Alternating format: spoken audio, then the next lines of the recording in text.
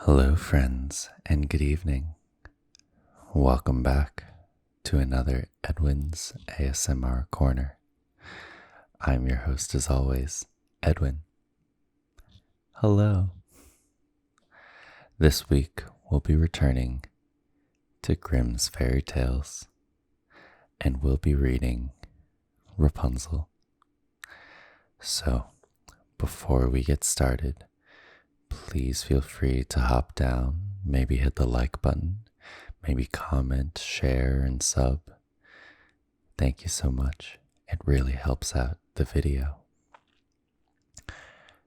And with that, please feel free to get comfy, to get cozy, and as you're ready, we'll begin.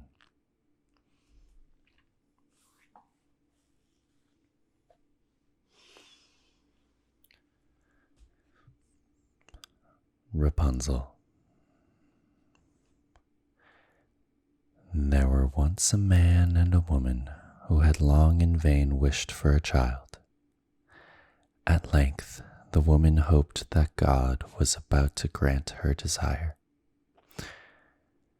These people had a little window at the back of their house from which a splendid garden could be seen, which was full of the most beautiful flowers and herbs.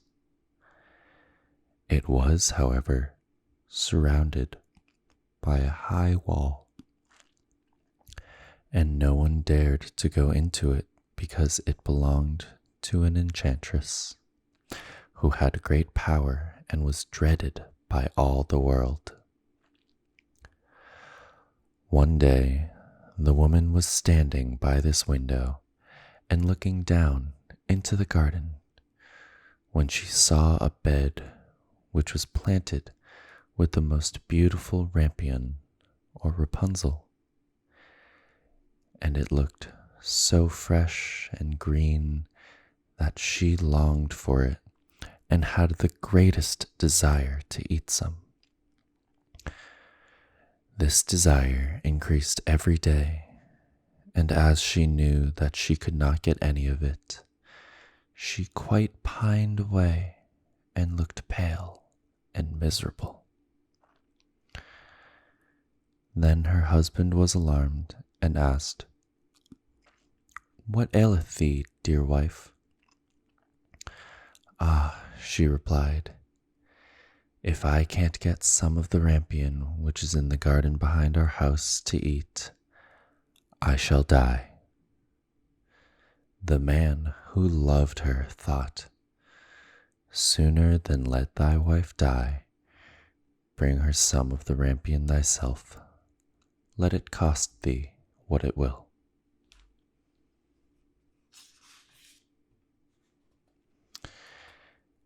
In the twilight of the evening, he clambered down over the wall into the garden of the enchantress, hastily clutched a handful of rampion, and took it to his wife. She at once made herself a salad of it and ate it with much relish. She, however, liked it so much, so very much, that the next day she longed for it 3 times as much as before. If he was to have any rest, her husband must once more descend into the garden. In the gloom of the evening, therefore, he let himself down again. But when he had clambered down the wall, he was terribly afraid, for he saw the enchantress standing before him. "How canst thou dare," said she with angry look, "to descend into my garden and steal my rampion like a thief? Thou shalt suffer for it." "Ah," answered he, "let mercy take the place of justice. I only made up my mind to do it out of necessity. My wife saw your rampion from the window and felt such a longing for it that she would have died if she had not got some to eat.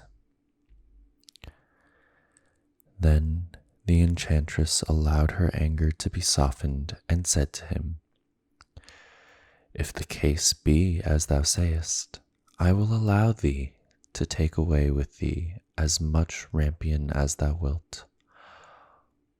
Only I make one condition. Thou must give me the child which thy wife will bring into the world. It shall be well treated, and I will care for it like a mother."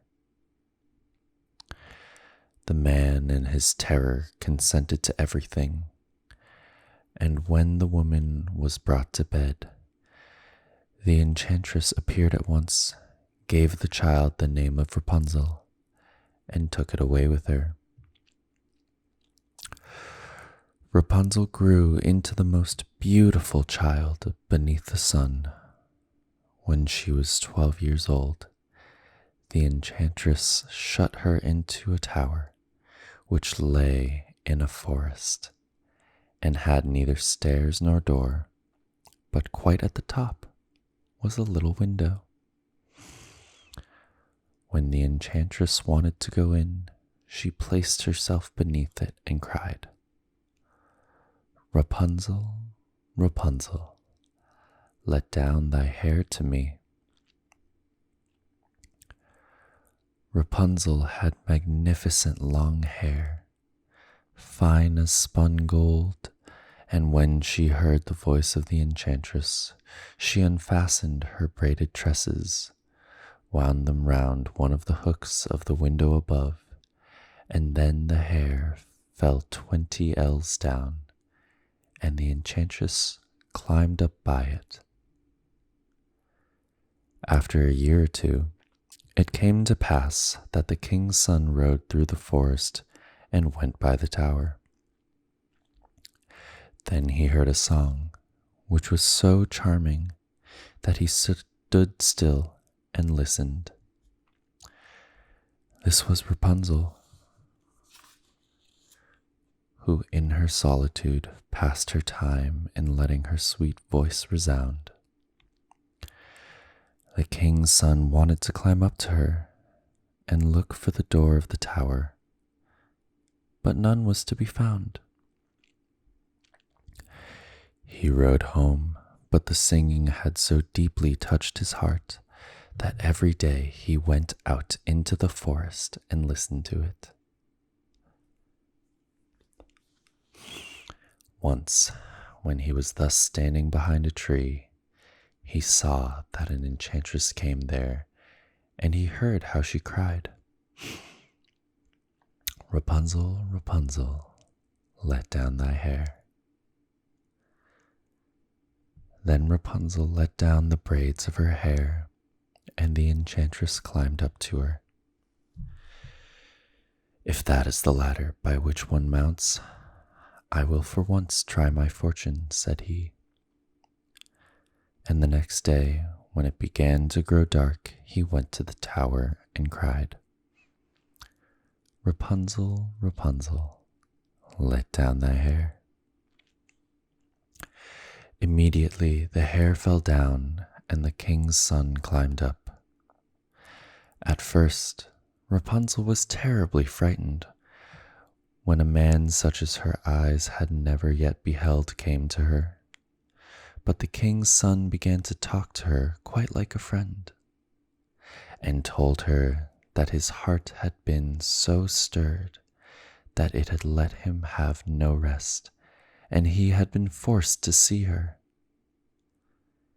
Then Rapunzel lost her fear, and when he asked her if she would take him for her husband, and she saw that he was young and handsome, she thought, "He will love me more than old Dame Gothel does." And she said yes, and laid her hand in his. She said, "I will willingly go away with thee, but I do not know how to get down. Bring with thee a skein of silk every time that thou comest, and I will weave a ladder with it, and when that is ready, I will descend, and thou wilt take me on thy horse." They agreed that until that time he should come to her every evening, for the old woman came by day. The enchantress remarked nothing of this until once Rapunzel said to her, "Tell me, Dame Gothel, how it happens that you are so much heavier for me to draw up than the young king's son. He is with me in a moment." "Ah, thou wicked child," cried the enchantress, "what do I hear thee say? I thought I had separated thee from all the world, and yet thou hast deceived me." In her anger, she clutched Rapunzel's beautiful tresses, wrapped them twice round her left hand, seized a pair of scissors with the right, and snip, snap, they were cut off, and the lovely braids lay on the ground. And she was so pitiless that she took poor Rapunzel into a desert where she had to live in great grief and misery. On the same day, however, that she cast out Rapunzel, the enchantress in the evening fastened the braids of hair which she had cut off to the hook of the window. And when the king's son came and cried, "Rapunzel, Rapunzel, let down thy hair," she let the hair down. The king's son ascended, but he did not find his dearest Rapunzel above, but the enchantress, who gazed at him with wicked and venomous looks. "Aha," she cried mockingly, "thou wouldst fetch thy dearest, but the beautiful bird sits no longer singing in the nest. The cat has got it, and will scratch out thy eyes as well. Rapunzel is lost to thee, thou wilt never see her more." The king's son was beside himself with pain, and in his despair he leapt down from the tower. He escaped with his life, but the thorns into which he fell pierced his eyes. Then he wandered quite blind about the forest, ate nothing but roots and berries, and did nothing but lament and weep over the loss of his dearest wife. Thus he roamed about in misery for some years, and at length came to the desert where Rapunzel, with the twins to which she had given birth, a boy and girl, lived in wretchedness.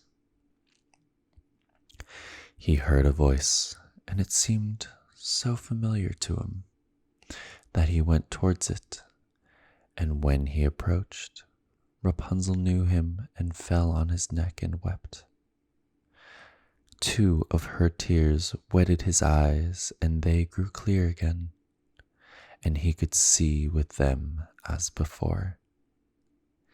He led her to his kingdom, where he was joyfully received, and they lived for a long time afterwards, happy and contented.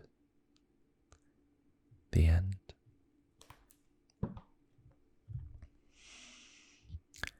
And that, my friends, was Rapunzel. I hope you enjoyed it. If you did, feel free to drop down below and like and comment and subscribe. Thank you so much. And with that, sleep well and sweet dreams. Good night.